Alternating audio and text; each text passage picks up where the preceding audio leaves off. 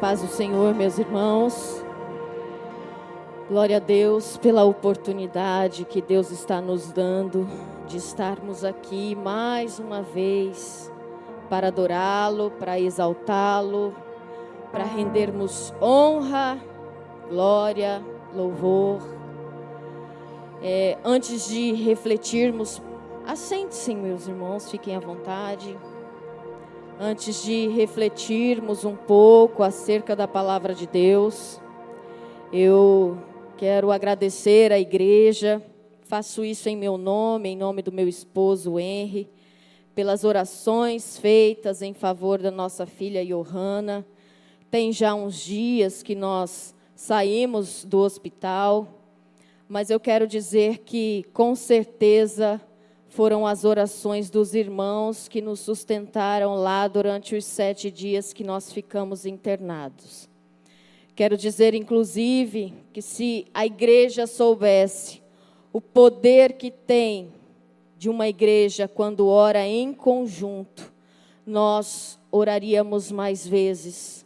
Não é à toa que o apóstolo Paulo, em 1 Tessalonicenses, capítulo 5, versículo 17, nos recomendou, nos orientou a orarmos sem cessar. Porque a igreja, quando ela se reúne para orar, meus irmãos, os propósitos do Senhor, eles se cumprem. O avivamento acontece e o pecado não prevalece. Que Deus possa nutrir isso em nosso coração e que possamos assumir esta posição no altar do Senhor, de orarmos juntos, em conjunto. Deus os abençoe e Deus os recompense pelo momento de oração. Agora nós vamos refletir um pouco acerca da palavra de Deus. E eu quero dizer que esta semente hoje, eu desejo que esta semente hoje provoque em você fome e desespero pela presença do Eterno, pela presença manifesta do Todo-Poderoso. Este tema, meus irmãos, ele é a base, o alicerce da nossa caminhada cristã, da nossa trajetória cristã. E nós precisamos lutar, trabalhar para a habitação de Deus. Nós precisamos querer a presença de Deus. Nós precisamos desejar a presença de Deus. Nós precisamos buscar a presença de Deus. E eu vou iniciar trazendo alguns conceitos, porque talvez esta seja a dúvida de muitos que estão aqui nesta noite. Talvez você esteja se perguntando, mas como assim querer a presença de Deus? Deus não é onipresente? Ele não está em todos os lugares? Aline, como assim desejar algo que já se mostra como atributo divino? Então, meus irmãos, para que não haja nenhum conflito de pensamento, é que eu vou trazer a diferença da onipresença de Deus para a manifestação da presença de Deus ou a presença de Deus revelada. E já lhes adianto que eu estou sempre em busca. Eu estou em busca. Eu estou numa busca incansável pela manifestação da presença de Deus. Ou seja, Ele se fazendo conhecido em lugares. Ele revelando a sua glória, a sua beleza, os seus pensamentos. Ele revelando o seu coração. Ele revelando os seus atributos e os seus propósitos. E eu, se fosse vocês, meus irmãos, lutaria incansavelmente todos os dias da sua vida pela manifestação da presença de Deus. Os irmãos da projeção, nós já estamos alinhados em relação aos versículos. Eles, à medida que eu for lendo, eles postarão. Mas se você trouxe a sua Bíblia, por gentileza, marquem estes versículos que nós vamos lê-los nesta noite.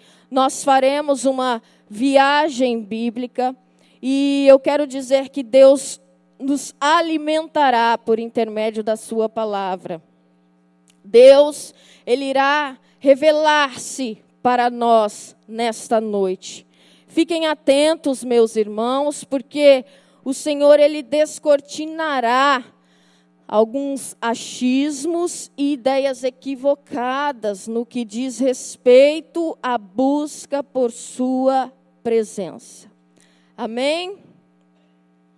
Mas então, o que é a onipresença de Deus? A onipresença de Deus, ela está relacionada à soberania divina. Provérbios, capítulo 15, versículo 3, diz: mas os olhos do Senhor estão sobre todos os lugares. Ou seja, Deus está vendo tudo. E não existe nada, nem no céu, nem na terra, e nem debaixo da terra, que Ele não saiba, que esteja fora do seu domínio e da sua soberania. Não existe nada distante do seu poder. Não existe nada, meus irmãos, na criação que esteja fora da vontade do Senhor. Os olhos do Senhor estão sobre todos os lugares. Ou seja, não existe nada que Ele não esteja vendo. Não existe nada que Ele não saiba. E não existe nada, absolutamente nada acontecendo que Ele não permita. Então Deus é onipresente. Mas a Bíblia nos ensina que há momentos em que Deus se faz conhecido. Há momentos que Deus se revela em lugares.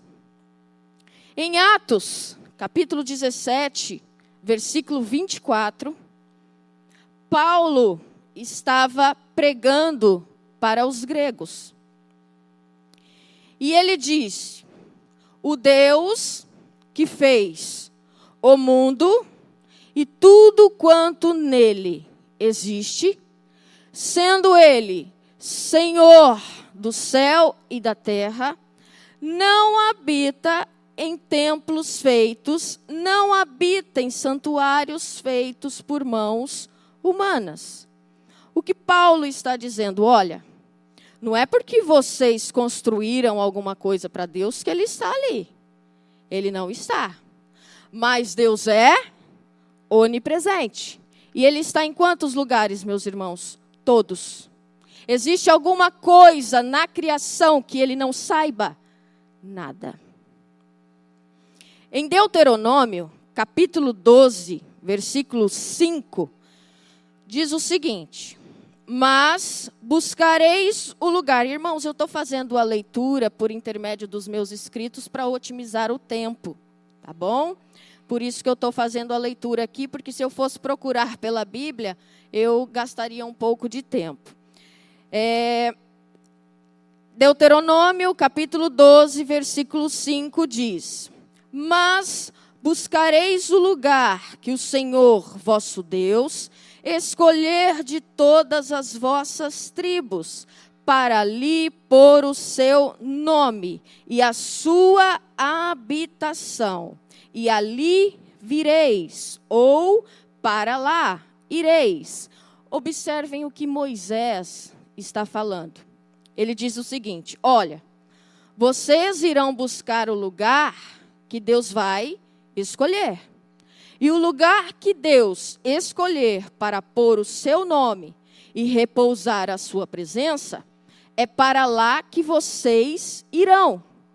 Então, Deus não habita em templos feitos por mãos humanas, mas Deus escolhe lugares para habitar. E o que vem a ser essa habitação? Deus escolhe lugares para se revelar. Irmãos, abra comigo, por gentileza, a sua Bíblia, em 2 Crônicas, capítulo 16, versículo 9. E eu repito, a vocês que trouxeram a vossa Bíblia, marquem estes versículos, porque isso precisa ficar fixado em você. Enquanto vocês abrem a vossa Bíblia, eu quero dizer, meus irmãos, que eu gosto muito de fazer propósitos. É uma forma que eu entendo para ficar conectada com Deus todos os dias. E eu termino um propósito, eu começo outro, e os meus propósitos consistem em ou ler a palavra, ou orar, ou adorar. Vai do que Deus, pretende que eu faça. E eu, inclusive, meus irmãos, recomendo. Façam propósitos. Propósitos é muito bom, mas desde já, eu quero dizer que propósitos é algo sério. Se você se propõe a fazê-lo, cumpra. Como está em Eclesiastes, capítulo 5, versículo 4 e 5. Se você não conseguir cumprir propósito, é melhor que não faça.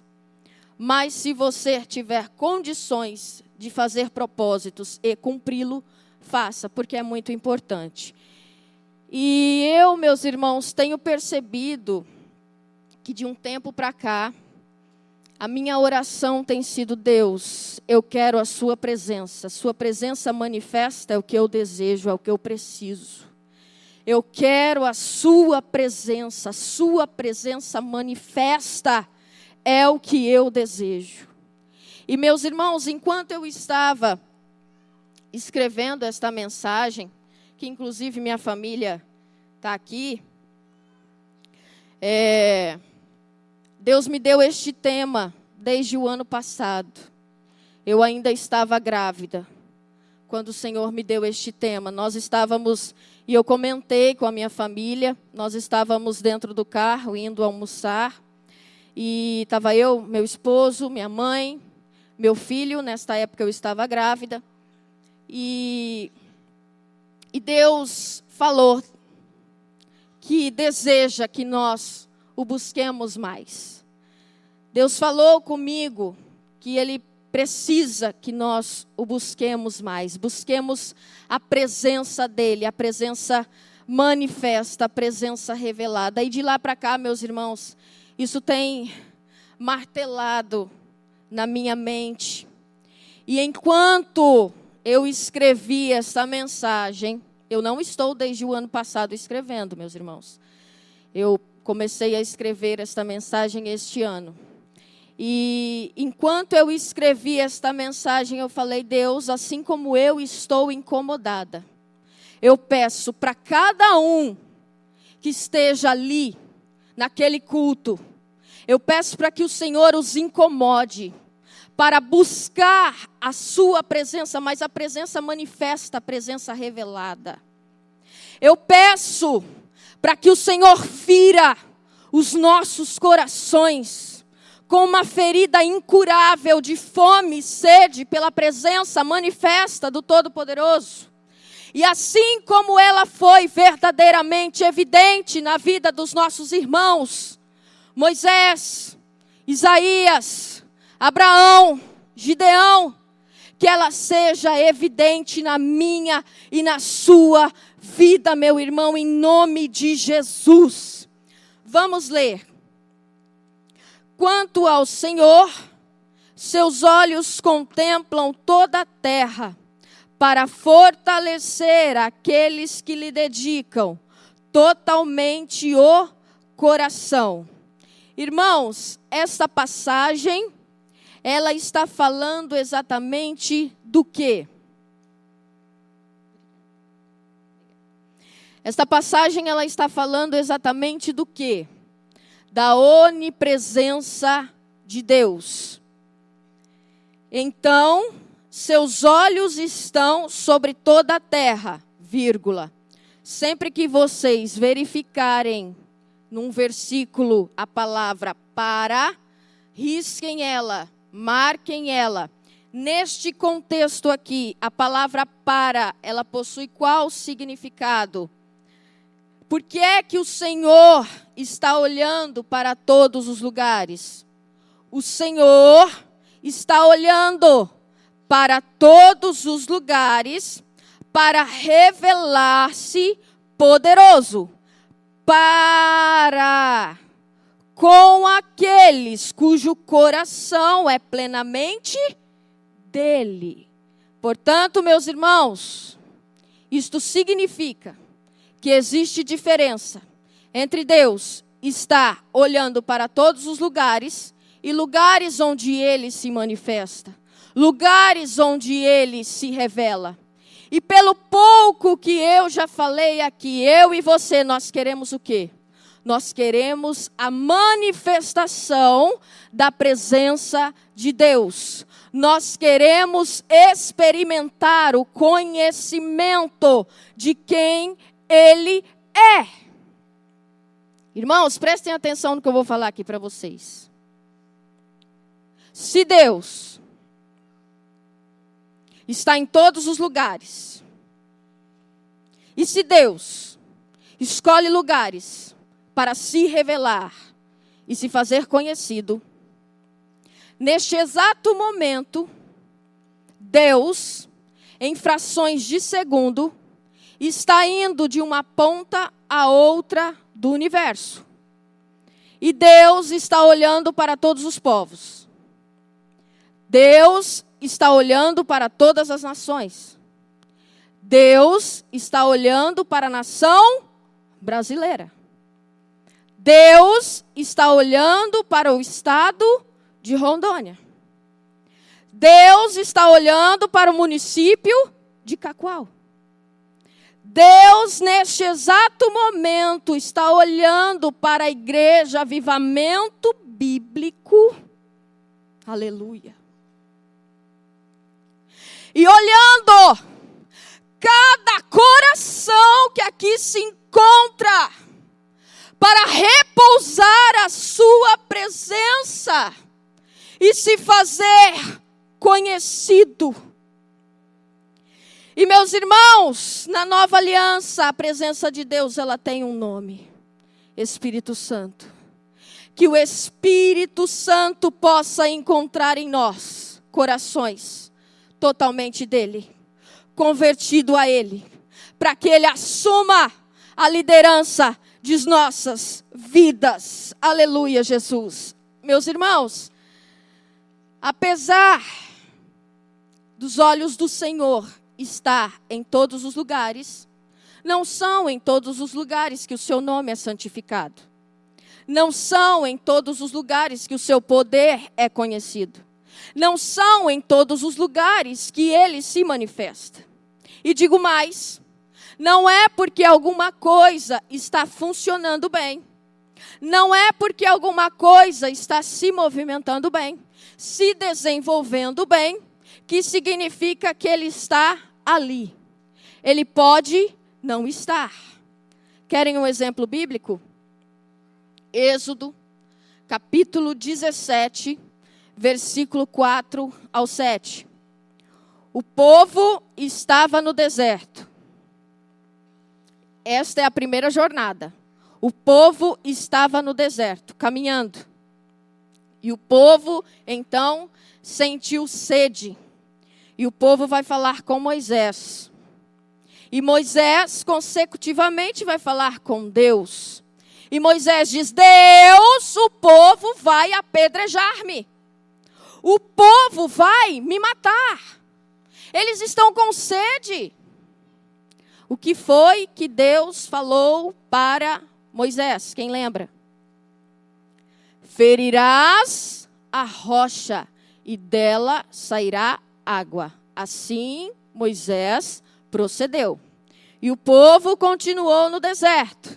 Esta segunda jornada nós encontramos em Números, capítulo 20, versículo 8. E o povo estava no deserto e continuou. E o povo novamente sente sede.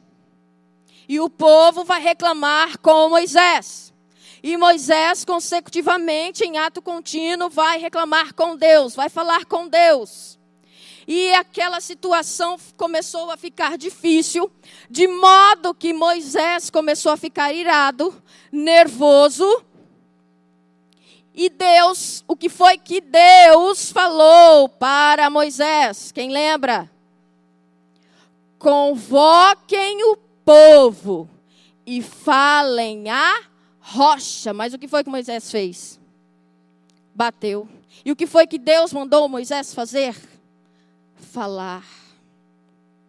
Eu quero fazer uma pergunta técnica para os líderes da igreja, amém? Cadê os líderes da igreja? Glória a Deus, aleluia. Eu pergunto, eles beberam? Sim. A sede foi saciada? Sim. Houve milagres? Sim. Eles ficaram felizes? Sim. Só tinha um problema. Deus não estava ali. Porque o coração deles não estava completamente nele. Não estava totalmente convertido a ele. Agora eu quero fechar o parênteses. O maior desafio de um líder hoje, um líder eclesiástico, um líder espiritual, um líder ministerial, de pequenos grupos, discipulador, enfim. O maior desafio de um líder hoje não é converter o coração dos incrédulos. O maior desafio de um líder hoje é converter o coração dos evangélicos. Se nós não estamos tendo presença manifesta, presença revelada, a culpa é dos incrédulos que não estão se convertendo ou dos evangélicos que ainda não estão com o coração plenamente nele. Portanto, igreja, a partir de agora, eu vou te dar uma responsabilidade. Orem para os líderes de nossa igreja, porque a responsabilidade deles é grande. Eles têm a responsabilidade de alinhar as coisas naturais com o sobrenatural. Deixa eu compartilhar um testemunho meu. Eu já fui, meus irmãos, a vários cultos. Vários cultos. É óbvio que eu não estou falando de estrutura de igreja. Eu só vou falar detalhadamente para que os irmãos possam me compreender. Eu já fui a várias igrejas. Já fui a vários cultos, melhor dizendo. E em termos de estrutura, a igreja era absolutamente abastada. Os melhores louvores, as melhores palavras. Mas eu posso lhes garantir, Deus não estava lá. Mas eu já fui a cultos feitos debaixo de árvore, que sequer tinha cadeiras para nos assentarmos. E tinha pessoas ali que invocaram o nome do Senhor, e a presença dele se manifestou. A glória dele desceu. Portanto, meus irmãos, cuidado, porque nem tudo que está funcionando muito bem pode não estar com a presença dele. Nesse momento agora nós vamos continuar nos aprofundando na palavra. E eu quero dizer à igreja que a presença de Deus é a nossa origem e o nosso destino. Eu vou repetir caso você não tenha entendido. A presença de Deus é a nossa origem e o nosso destino. E enquanto eu estiver falando, Eu peço para que o espírito da profecia, o espírito do temor, o espírito do Cristo venha sobre nós, venha sobre esta igreja. E que seja aberta uma ferida em nossos corações de fome e desespero pela presença manifesta do Todo-Poderoso. Que seja aberta em nós sentimentos de dependência, de paixão, de desejo, de vontade, pela busca incessante da presença manifesta e revelada de Deus em nossas vidas. Porque nós precisamos amar o que Ele ama. E nós precisamos odiar o que Ele odeia. Portanto, irmãos, não se esqueçam.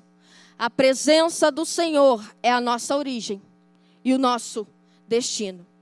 Por gentileza, abra comigo a sua Bíblia em Efésios, capítulo 1, versículo 3 e 4. E diz assim a palavra de Deus: Bendito seja o Deus e Pai de nosso Senhor Jesus Cristo, que nos abençoou com todas as bênçãos espirituais nas regiões celestiais em Cristo, porque Deus nos escolheu nele, antes da criação do mundo, para sermos santos e irrepreensíveis em sua presença e em amor. Irmãos, atentem-se aí para o versículo 4.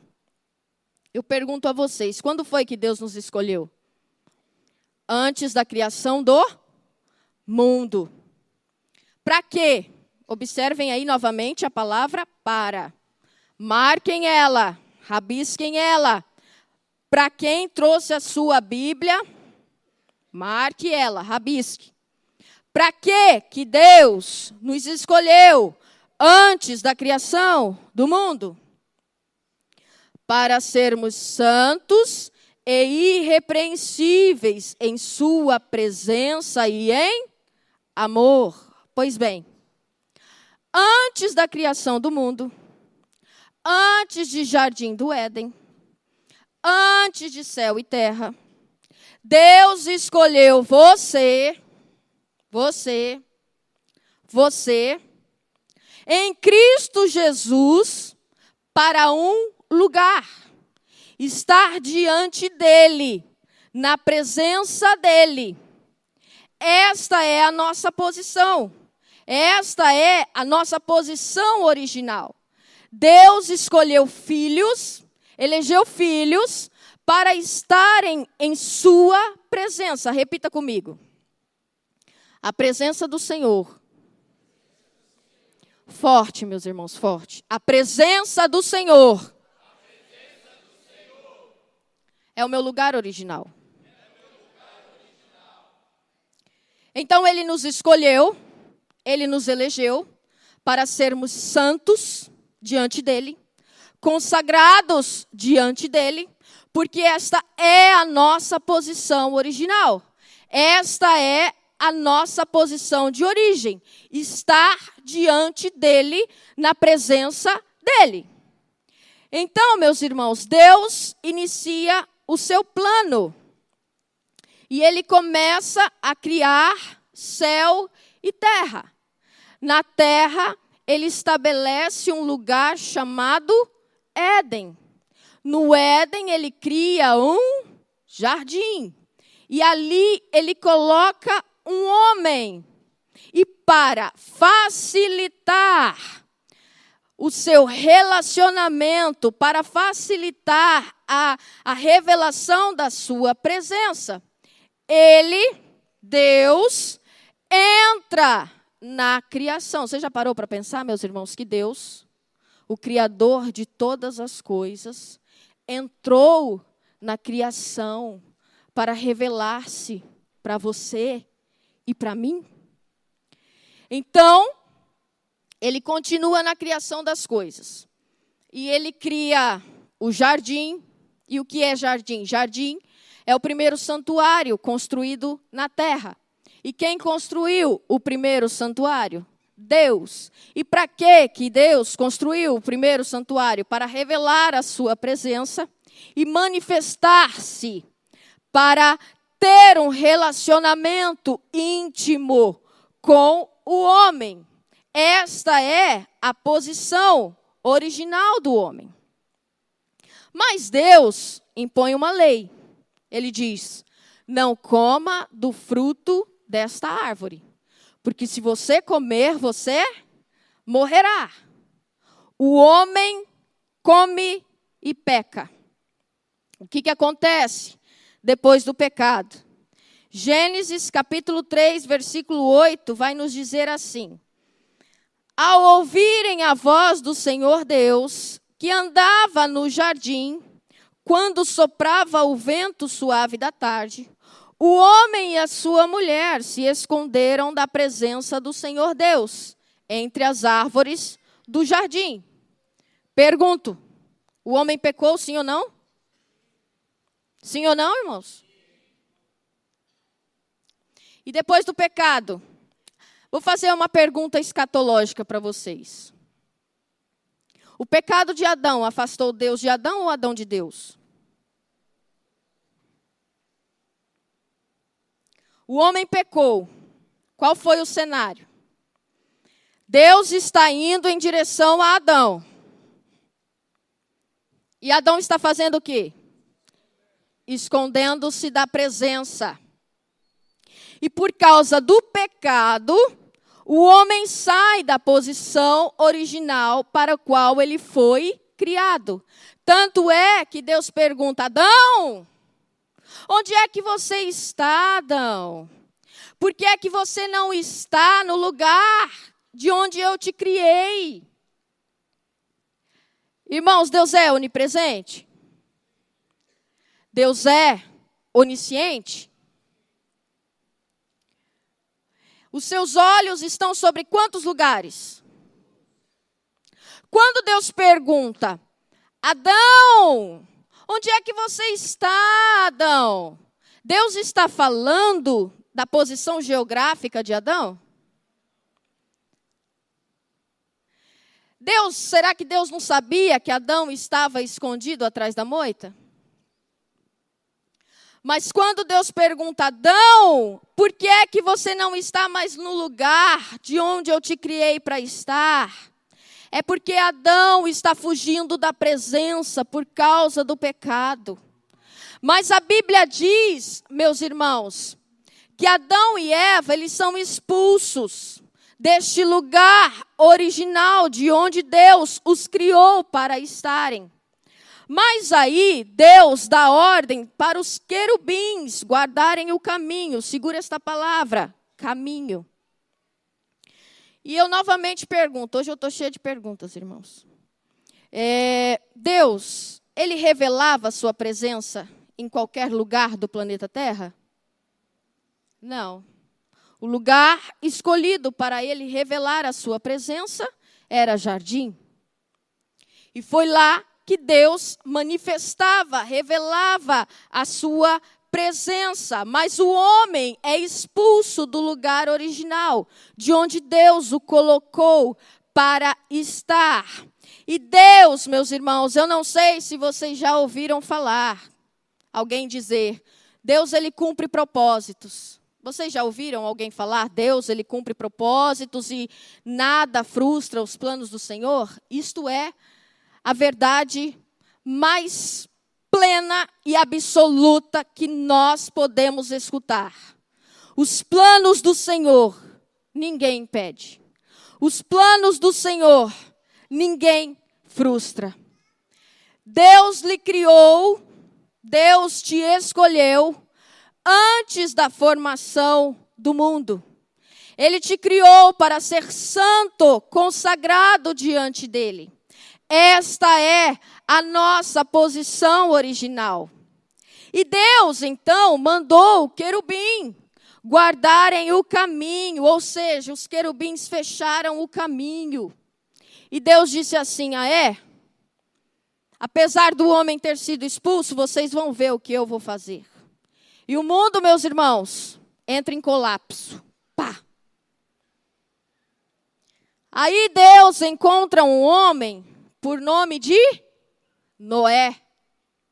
E fala, Noé, vem cá, Eu estou chamando você para reconstruir o mundo. Irmãos, Noé não foi chamado para construir a arca. Noé foi chamado para reconstruir o mundo.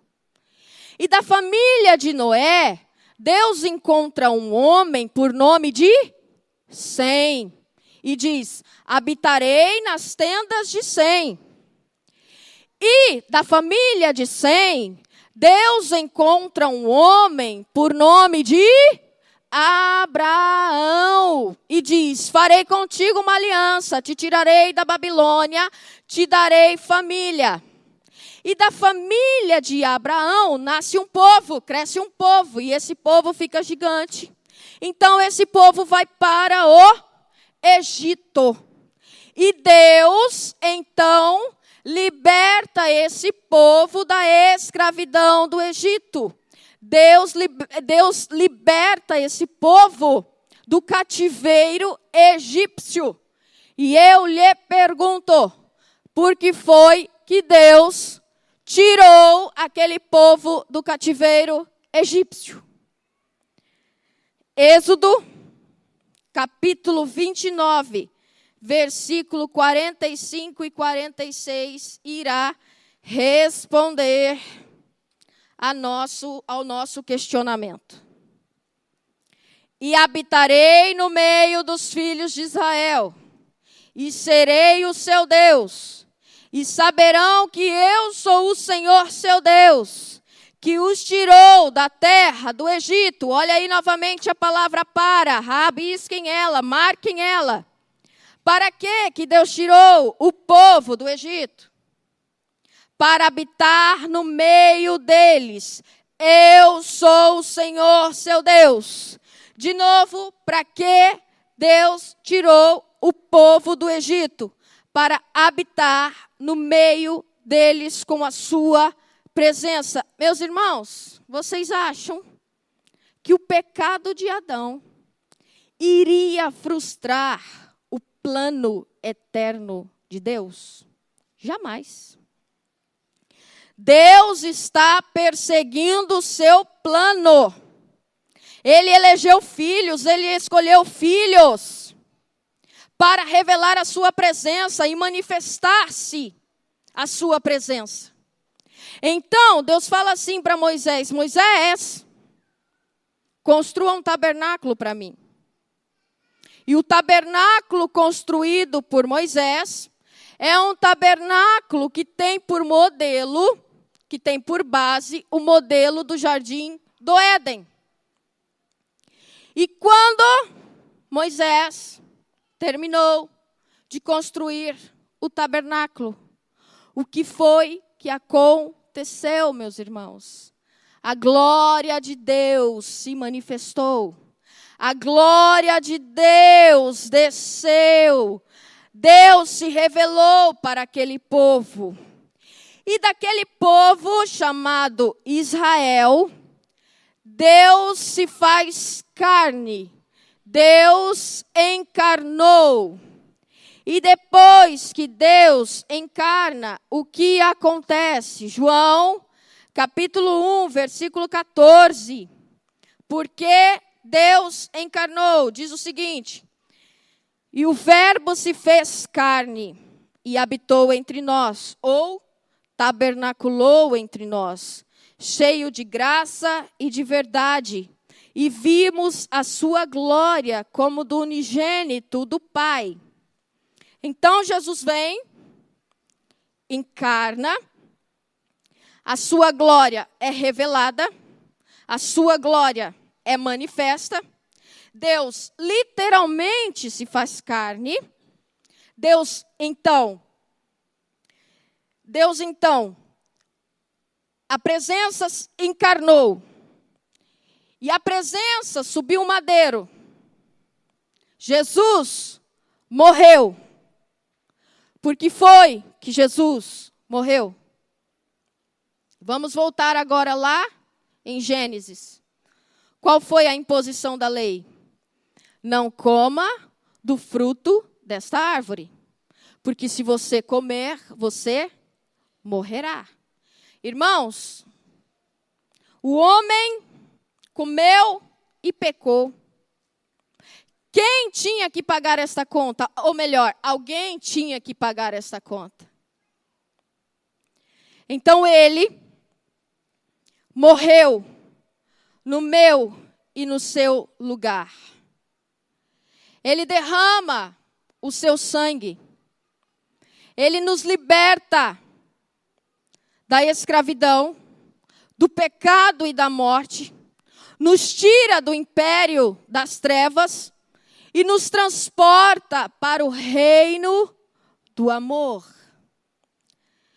Deixa eu te falar uma coisa. Todos que estão aqui nesta noite, todos. Se Deus falasse assim, vou mandar todo mundo para o inferno, isso seria justo. Porque nós pecamos. E a palavra de Deus foi, não pequem. E Deus diz, porque o salário do pecado é a morte. E todos nós pecamos. Mas Ele, para cumprir o seu plano eterno e nos manter em nossa posição original, Ele que impôs a lei, Ele veio para cumpri-la. Ele derramou o seu sangue para que nós pudéssemos ser resgatados para esta posição original, para esta posição de origem, que é estar em sua presença. Hebreus, a palavra de Deus em Hebreus, capítulo 10, versículo 19, o escritor de Hebreus diz o seguinte: tendo, pois, irmãos, coragem e intrepidez, ousadia para entrar no Santo dos Santos. Rabisque novamente a palavra para. O que é Santo dos Santos? O lugar onde estava a arca. Melhor pergunta, o que é Santo dos Santos no tabernáculo? O lugar onde estava a arca. E o que é a arca? A arca representa o trono de Deus, a presença de Deus. E o que é que estava acima da arca? Os querubins. Lembram que eu falei para vocês? Guardem a palavra querubim, porque eles guardaram o caminho.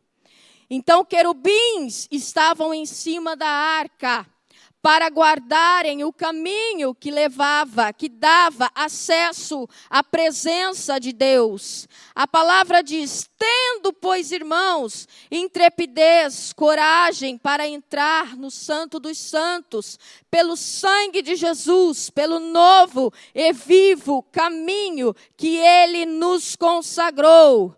Quando o homem é expulso do jardim, Deus deu ordem para querubins guardarem o caminho. Caminho que levava até o jardim. Jardim onde Deus revelava a sua presença. O que Jesus fez por mim e por você? Ele derramou o seu sangue. Ele nos tirou, Ele nos libertou. Irmãos, isto custou muito caro, para que eu e você pudéssemos desfrutar da presença dEle. Ele rasgou a sua carne, Ele derramou o seu sangue, foi zombado pelo povo e pelo inferno. Foi humilhado para que eu e você pudéssemos voltar à nossa posição original de estar na presença dEle. Deus, meus irmãos, está procurando corações, lugares, para se revelar, para se manifestar. E que Deus possa encontrar em nós um coração plenamente dEle, convertido a Ele. Corações que se unem em Cristo, o nome disso é igreja. Odres que estão sendo preparados na terra para receberem a sua presença. Meus irmãos, o pastor Luciano Subirá, ele tem utilizado muito uma profecia de Joel que tem sido compartilhada por muitos ministros da palavra nesses últimos 10 anos. E diz assim: antes do grande e terrível dia do Senhor, o Espírito será derramado sobre todos os povos, sobre todos os lugares, sobre todas as etnias, sobre todas as raças. Eu vou repetir. Antes do grande e terrível dia do Senhor, o Espírito será derramado sobre todos os lugares, sobre todas as raças, sobre todos os povos, sobre todas as etnias, mas o Espírito não será derramado sobre todas as pessoas. Em Atos, capítulo 2, quantos crentes em Deus tinha na festa em Jerusalém, na festa em Pentecoste? Quantos que estavam ali criam em Deus? Todos. Eles criam na Torá? Sim. Eles criam no Messias? Sim, eles só não sabiam que Jesus era o Messias, mas eles criam. Os judeus, quando subiram para Jerusalém, o que eles foram fazer? Irmãos, eles adoravam. Eles oravam. Eles criam em Deus. Mas quando o Espírito desceu sobre quantos? 120. O culto, mas o que é pior, irmãos? O culto, Jesus ressurreto, apareceu para 500. Mas depois de 10 dias, o Espírito foi derramado por 120. Eu lhes pergunto, onde é que estavam os 380 pessoas? Deus está procurando corações para repousar a sua presença. E o nome disso, meus irmãos, é avivamento. Quando alguém edificar um lugar e a presença dele descer,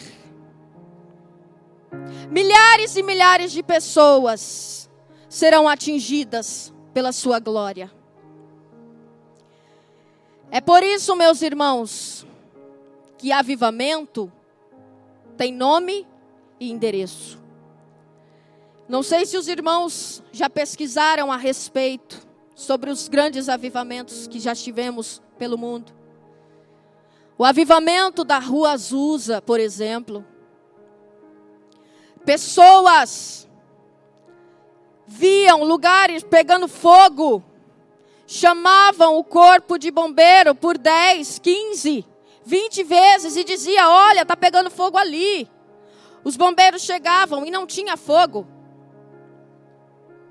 Pessoas a 3, 4 quarteirões caíam na convicção de pecados.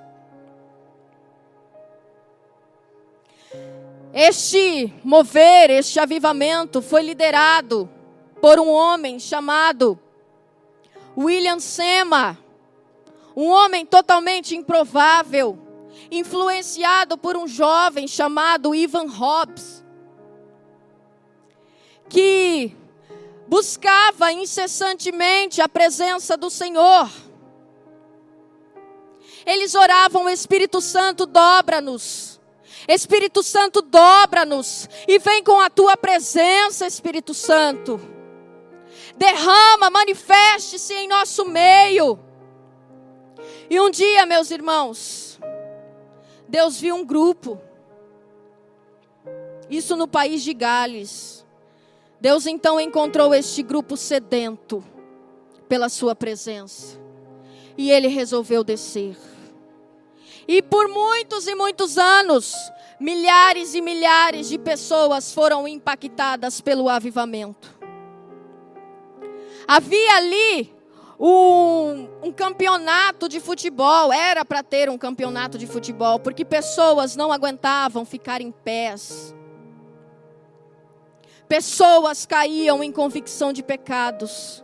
E por 5 anos, meus irmãos, 5 anos, milhares e milhares de pessoas eram convertidas, eram libertas, curas aconteciam, milagres inimagináveis, casamentos eram restaurados. Um dia, teve pelo mundo um seminário, uma mentoria de avivamento, ministrada pelo doutor Michael Brown. E este doutor, ele não ouviu falar. Ele estava no avivamento de Pensacola. Ele foi um dos precursores do avivamento. E certa vez o aluno perguntou assim para ele: mas o que foi que vocês fizeram para cair, para descer a glória, para o avivamento chegar? Nós já vínhamos jejuando, buscando, orando pela presença manifesta do Senhor na vida da igreja. Eu vou repetir. Nós já vínhamos orando, jejuando, buscando pela presença manifesta do Senhor na vida da igreja. E eu vou só reproduzir as palavras dele, meus irmãos. Ele então disse que num culto chato, estou reproduzindo as palavras dele. Quando os irmãos forem pesquisar, os irmãos verão que ele utiliza esta palavra. Um dia, num culto chato, de Dia dos Pais, nós fizemos uma oração. E ali, a presença do Senhor desceu. A presença do Senhor se revelou. Irmãos, Deus está procurando corações sedentos, corações desejosos para colocar o seu nome e repousar a sua presença. Eu gostaria de frisar o que está em 2 Crônicas, capítulo 16, versículo 9. Os olhos dele estão sobre todos os lugares. Irmãos, atraia a presença do Senhor. Nós não precisamos de muitas estratégias. Nós precisamos da presença do Senhor. Atraia a presença do Senhor. Vamos atrair a presença do Senhor. E Ele convencerá do pecado, da justiça e do juízo. Como eu disse, a presença começa lá no Gênesis. E a presença termina aqui, em Apocalipse. Apocalipse, capítulo 21, versículo 1. E vi um novo céu e uma nova terra, porque já o primeiro céu e a primeira terra passaram, e o mar já não existe. Vi também a santa cidade, a nova Jerusalém, que de Deus descia do céu, adereçada como uma esposa ataviada para o seu marido. Então ouvi uma grande voz vinda do trono dizendo: eis aqui o tabernáculo de Deus. Não é mais tabernáculo de Moisés e nem de Salomão. É tabernáculo de Deus. E o tabernáculo de Deus que vai descer para a terra. Eis aí o tabernáculo com os homens, pois Deus habitará com eles, e eles serão o seu povo, e o mesmo Deus estará com eles, e será o seu Deus. Repita comigo: a presença do Eterno é a minha origem, a presença do Eterno é o meu destino. Eu quero convidá-los para adorar. Você vai adorar comigo agora. E eu quero pedir a você: tenham coragem e intrepidez para entrarem no Santo dos Santos. Vamos adorar, meus irmãos. Coloque-se de pé.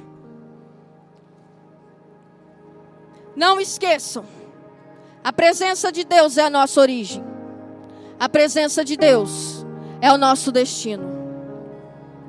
Aleluia, glória ao teu nome, Jesus. Aplauda a presença do Senhor neste lugar. Aplauda, igreja. Digno, digno, digno e santo é o Senhor. Te adoramos, te bendizemos. Pega na mão desse irmão que está do seu lado. Amém? Se você puder, dar um abraço nele. Diz para ele assim: o Senhor repousa, a presença dele entre nós. Amém, igreja? Oh! Aleluia! Ele está em você, Ele está em nós. Amém, irmãos? E que esse lugar seja um lugar para a gente se reunir, para que a presença manifesta do Senhor venha sobre este lugar, venha sobre nossos lares, venha sobre a nossa cidade. Amém, igreja? Aleluia.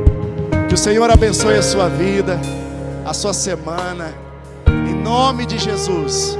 Que o seu coração nesta semana possa buscar mais da presença. Jejua essa semana, irmão. Ora essa semana, irmão. Vá para a palavra, meu irmão.